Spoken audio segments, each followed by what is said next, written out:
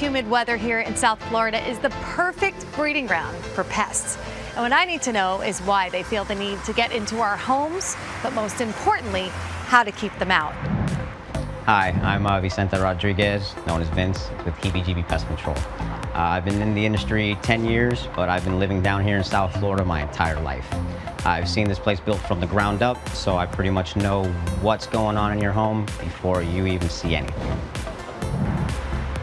We get an expert look of the good, the bad, and the bugly of pest control on today's SoFlo Home Project.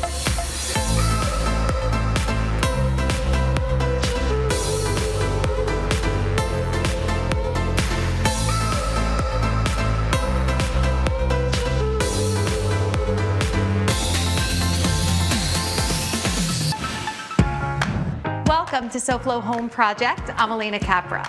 Keeping your home beautiful goes beyond the decor. Today, I want to talk about invasive pests because once that gets out of hand, it can become more than a nuisance in your home. Today, we get expert advice on how to spot early signs of a potential pest problem in your home, recognizing different types of bugs that you're dealing with, ways to keep your home pest-free, and so much more. So today we are joined by exterminator Vince Rodriguez, who is going to be sharing with us all the good, the bad, and the bugly, all the things to think about when it comes to pests in and outdoors from our home. Welcome, Vince. Thank you for having me. So we're excited to share this with our viewers because I think we normally cover home decor and home decor tips, but a home also could have some unwanted visitors. Correct. And you take care of that. Yes, I do. Your home is your home. No one belongs inside but you. Well put. Insects don't pay rent, so let's go ahead and evict them. So in order to evict them, does that start with the outside? Yes. The first thing I do typically when I get to a house is look at the environment around it. You want to look for large trees to make sure they're not too close to the home. The reason for that is the larger the fronds on top, the larger the roots on the bottom. So if you have a house that's too close to a tree, you have a root bed now either under or going through your substrate. Very close to the home itself. Absolutely. And that becomes a channel That for becomes bugs? a channel for a lot of bugs, especially because if it gets under your substrate and you have small cracks that this tree could be causing, they can come directly from underneath. What about when it comes to the structure of the house itself? Any openings, things like that? Well, the structure, like we said, with the tree rooting, what happens is you can also get pipe breaks, either water line breaks outside or even drain breaks. Now, drain breaks are the most common. Typically, people will realize that they have a drain break when they can't flush or drain anything. So they get a plumber out. Plumber says, okay, it's the tree. They hack and replace it, but then 2 years later, it's gonna happen again. These breaks will allow roaches, ants, anything just about all the things you don't want coming up through waterways you don't want. So Vince, you mentioned roaches. I think many of us can relate. We do not like roaches. No one wants them in their home. So can we debunk some myths? Because I feel like when it comes to roaches, usually the mindset is, oh, it's just because there may be food left around or something is not clean. How can we prevent them as homeowners? Being down here in South Florida, roaches are very typical. I mean, even with regular controlled maintenance every month, you still may see one or two. It's wet, it's rainy, they're looking for shelter themselves. Typically what you want to do is make sure that there are no puddles outside collecting water. Check your AC lines, make sure there's not a massive pool. If there is, it's good to apply maybe a cubic foot of sand here and there, maybe less, depending on your situation, just so that it's not creating a water source. Make sure that you're taking care of your potted plants if they're close to the house. Look for algae, the green stuff at the bottom. Overwatering, it's a food source again. Pull it away from the house, dry it out a bit. Look for any gaps around your doors. Positive pressure when your AC turns on pushes cold air out these cracks. And to an insect, they see thermally, they see a cold volcano coming out of this little hole and go right for it. So that attracts them. Now, if you see one, I feel like, again, this might just be a myth. Does that mean there are many? And if so, what do you do at that point? If you see one, say something if you have a local exterminator already Okay, so that's hired. when there might be a source, there might be something causing it. Correct. Call the experts. Call the experts. Well, you have given us a lot to think about and just a lot to look for. I think when it comes to keeping our home pest free, these are some great tips, but we've got a whole lot more when we come back. Coming up on SoFlo Home Project, how to spot pest nests inside your home. I'm Tat with FHIA, and we're going to speak with a homeowner who decided to choose us to take care of their home and protect their family for this hurricane season with new windows on today's SoFlo Home Project.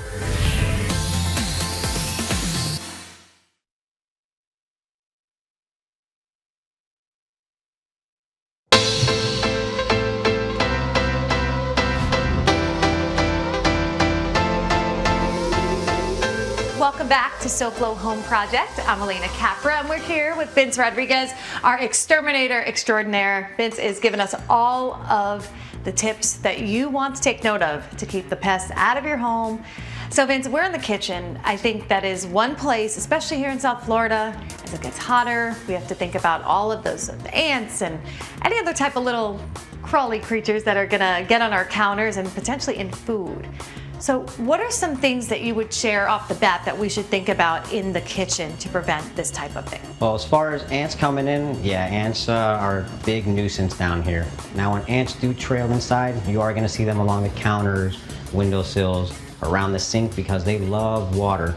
Make sure you wipe your sinks down, things like that. A couple of preventative things you can do is put all of your groceries in a food-safe jar, bag. I love those. We show a lot when we do our organizing tips, the plastic containers with that airtight lid. Yes, they're So, great. Keeps all the bugs out, and it looks good. Yes, a lot of the times people will buy their screw-on type. Those aren't really effective. Because there's a little bit of a seal, There's not like there's a broken gap. seal in a sense. They can go through that corkscrew and get right in. So the other vacuum seal ones are typically the best, or Ziploc bags. And is that good for certain things like cereals, sugars? Is there any other things that should be in those containers, like first and foremost? If you just have a few? Absolutely. Any wheat or grain products would typically go inside of a bag. Even things like dog food and bird seed. These will bring what we call pantry pests from the grocery stores, along with some types of roaches also. Okay, so we talked about roaches before. They could also get in with the food. So that's one way to help eliminate and reduce the risk. So sprays, sometimes there's gels and traps, or Yes. there's a lot of different ways you could handle These this. baits help a lot, but what a lot of people don't typically know is that ants change their diet every 6 months. Wow. Some will eat carbohydrates for 6 months and then switch to proteins. So they go to low carb. Right, exactly. Like us. I know there's a lot more that you can do, especially when they might be having satellite nests. And we are going to share that with you. But first, let's see what Tat Renata from FHIA has for us today. Over the last several months, we've talked a lot about how important the in-home consultation is to ensure you have a great project. Well, today we're going to have the opportunity to speak with one homeowner who went through that process and learn about the experience to see why and how he made the decisions that he made and find out how the installation's going.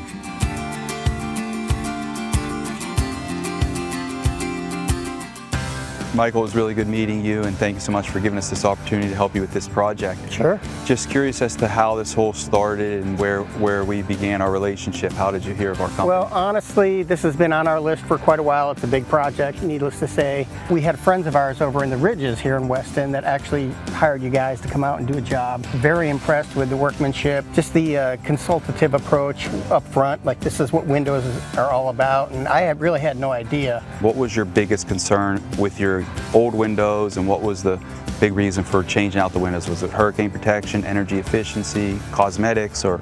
Kind of a combination of all three, right? So we knew that we had to do something in terms of we were either going to install shutters, new shutters, which is costly as well. Having the windows in place and not having to prepare like you do every time there's a storm, that was really the driving factor of going with the windows versus the shutters. Do you remember why you chose the product that you chose to have us installed today?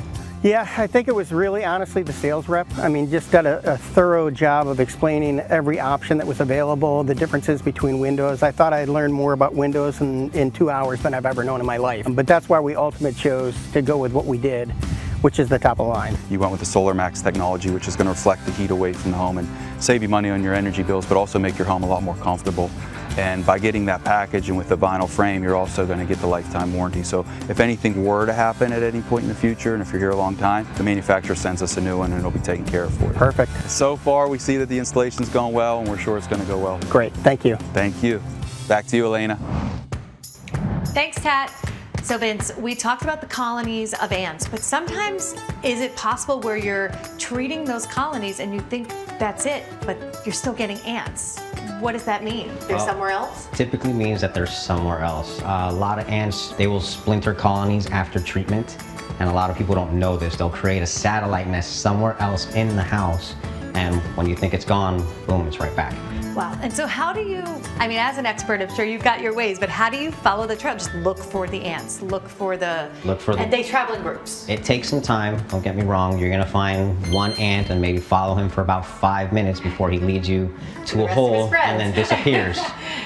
Wow, okay, so, and a lot of the times these colonies might just be something as simple as a piece of candy, a jelly bean, some crumbs. Absolutely. Leftover Halloween candy, for instance, that's a big one. You know, kids will leave it in the closet, or the parents will take it and hide it, and, you know. Then there's a whole party of some ants and their friends and more. They're enjoying Halloween the whole year. Coming up next, expert tips on how to keep rodents from moving into your home.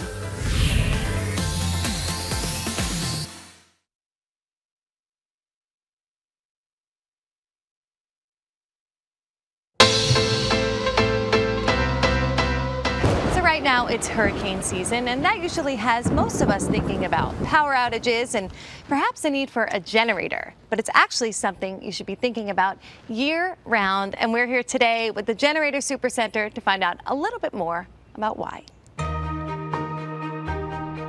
So we're joined today by Alex Anselmi, a project manager with the Generator Supercenter. Alex, welcome. Good morning, Alena. Thank you for having me over. So of course we're in hurricane season right now, and that's typically around the time when most folks start thinking about maybe getting a generator. But after this past year, it's definitely something we should be considering year-round. Yeah, absolutely, Alena. With everything that is going on nowadays and the unreliability of certain power companies and even factors that we cannot foresee in the future, standby generator would always be there to provide power for their homes. So there's a power outage and you need to get the house back up and running. It's pretty seamless? It actually takes 10 seconds for the standby generator to kick in and provide complete power to the home. With our standby generator and the assessment, we identify every single appliance of the house so we can provide power to them, including both air conditioning, all kitchen appliances, water heaters, all lighting and refrigeration requirements. So it really will allow you to live almost like nothing has happened to the electricity in the event of a power outage when you have a good generator. In most cases, you won't even notice it's on. So Alex, now we're actually at a home where you guys have installed a generator, and I thought this would be a good time for a little sort of show and tell of what it all looks like and how it works for the viewers. Absolutely, Alena. Let me show you. You're going to be surprised how easily this is. This is our automatic transfer switch. This is basically the brains of the unit. This senses when the utility power fails, sends a signal to the generator, and it provides 100% power to the house. Power fails, sit tight for about 10 seconds, and everything comes back to normal. You make it sound so easy. It is extremely easy. Now, let's go ahead and check out the actual generator itself. Let's show you. Okay, so what am I looking at here? This is actually your generator. This little thing would actually power your whole home. The entire home? The entire home. Technology has now advanced in ways that it can certainly make it into a much smaller package, producing a lot of power. And so something like this, powering the whole house, is it going to be super loud? Absolutely not. It actually makes just about as much noise as a standard air conditioning unit. Not loud at all. So Alex, when it comes to adding a generator to the home and one that will power the entire house, where does that start cost-wise for homeowners? As part of the assessment, then we identify each home.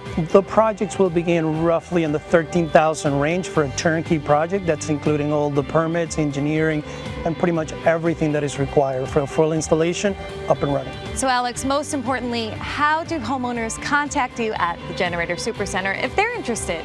Extremely easy. Just reach out to generatorsupercenter.com or call us directly at 305-900-5055. Well, thanks for sharing so much great information with our viewers today. Thank you for having us, Alena.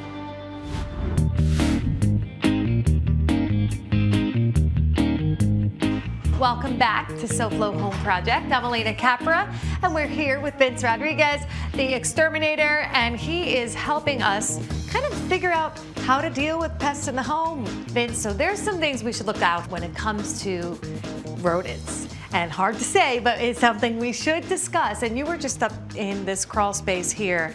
What do you look for in those type of areas? Well, typically the first signs we look out for are droppings and urine. A lot of the times you can smell these right when you open it. There's a specific odor. That's a big indicator.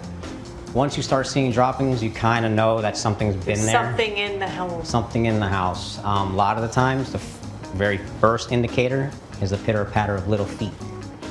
People will think it's a creak. It's not a child. No.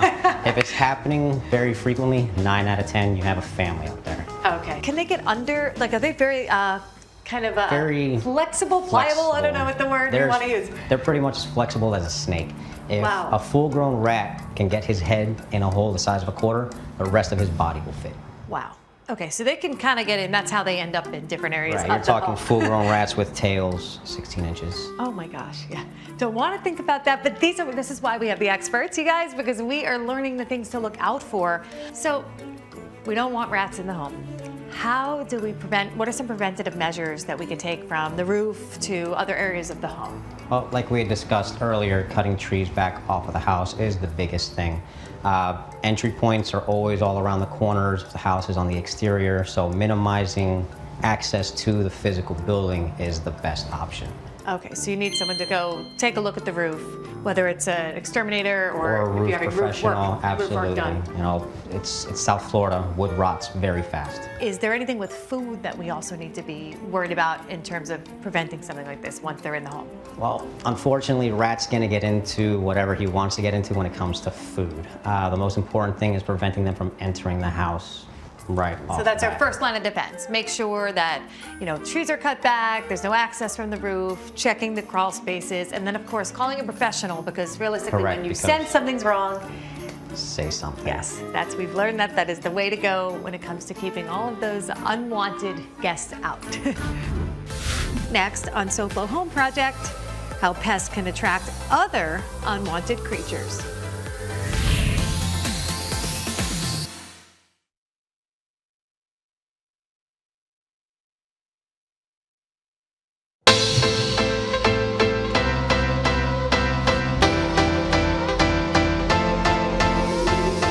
Welcome back to SoFlo Home Project. I'm Alena Capra, and we are talking about the good, the bad, and the bugly with our expert today, Vincent Rodriguez.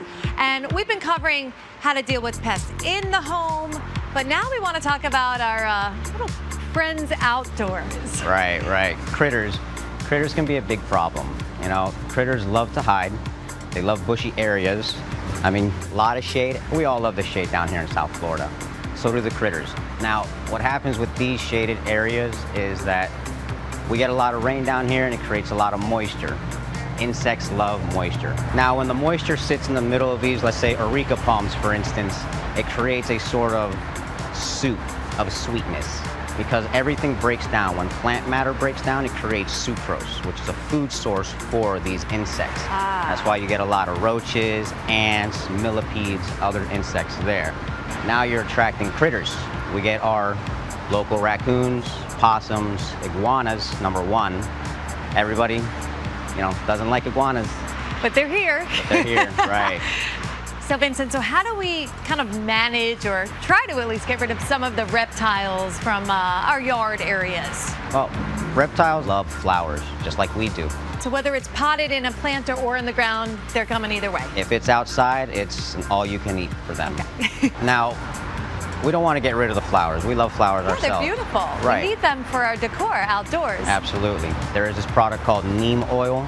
A lot of people spray it on their agricultural plants that they eat. Is that something you could purchase in a regular hardware store? Yes, any of your local hardware stores should carry it. Your local garden centers, they should usually have it. It's a product that's widely used for vegetation, for tomatoes, you know, things that we eat. So it's safe in terms of not like harsh chemicals, not gonna... It's a completely organic material. It's been used for years and years. So that controls the iguanas. What to it an does is extent. it gives it a coating to where it's unfavorable for them to eat. It doesn't, it's over salting your steak, over seasoning anything. Got ruins it. So it's changing the flavor profile of what they like to eat, but safely. Correct. If you are having, like, let's say snakes, for instance, this isn't really going to deter any snakes because they're there for the bugs and the rats that are Okay, hiding. so that's in like these. sort of the chain of life. Yes, yes. So some of them have to stay, in a sense, and others you can control. Correct. We have beneficial pests, and then we have pests. Vincent, so thank you so much for sharing all of your knowledge today with our viewers. It was really great and super informative. Thank you again for having me. Well, thanks again, and hopefully you'll put those tips to use for your own home to keep it pest-free. And now take a look at what other home design advice we've got for you next week on SoFlo Home Project. We tour an elegant mid-century modern home with a contemporary twist. Learn how to bring this popular design style to your own home. And now it's that time to check in with our friend Hunter Frankie, the host of SoFlo Health, and see what he has going on tomorrow. Hunter, what's up? Hey there, Alena. Tomorrow on SoFlo Health, we're solving escape room games.